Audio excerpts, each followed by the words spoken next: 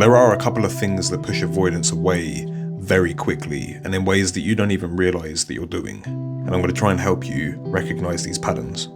So for an avoidant, their independence means everything to them. So if that remotely feels threatened or impacted, they will run away.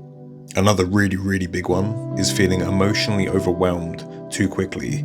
If they feel overwhelmed in any way, emotionally, physically, like they have a task to do, or you need them to show up for you in a certain way that maybe they're not prepared for, that will overwhelm them. Now, of course, it's good to have needs, it's good to have boundaries and standards within a relationship. So if that's a non-negotiable for you, then of course that's something you will have to reconsider.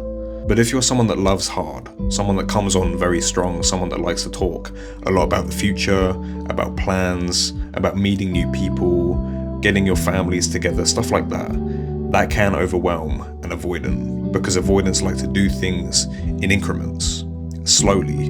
If an avoidant feels overwhelmed, it just tells them that this relationship is suffocating, which makes them want to run. The last really big one is being too emotional too quick.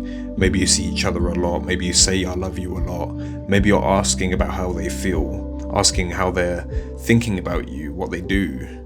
This last one is probably one of the biggest ones, and it's being too emotional too quick, asking deep questions about how they feel about you, what they're thinking. There's nothing wrong with doing those things, but it's when it's done in excess. When someone comes on strong, when they want to know how that person feels, when they ask so many deep questions about emotions, avoidants don't typically like that kind of conversation, especially early on. When an avoidant gets into a relationship, it takes them time to adjust, it takes them time to get used to being vulnerable with someone. So to them, simply being with you is already a sign that they love you tremendously. But of course, everyone has needs, and this is where you come into this. So obviously, if your avoidant is displaying real signs of avoidance, and you're struggling to really keep up with it, you're struggling to recognize patterns, to know what to say, when to say it, what not to say, obviously that can emotionally drain you, which is not nice when you're trying to be in love and be in a happy, stable, long-term relationship.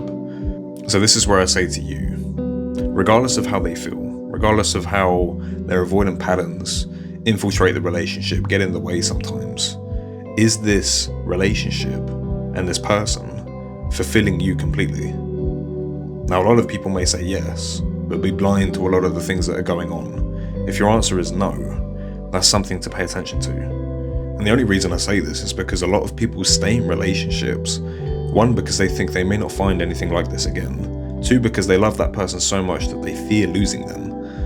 And in the end, all they do is just hate each other. You know, you build up envy and regret because you think, well, I didn't have to sit here and put up with all of this. And if you feel unappreciated, if you feel like you're not seen, fully valued, then that's going to impact you long term.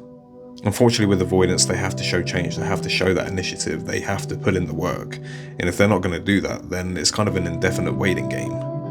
The only way an avoidant relationship will work is if the avoidant has accountability, has that willpower to seek help, not only for themselves, but for you, for the relationship. So always prioritize yourself. Don't put their needs before your own.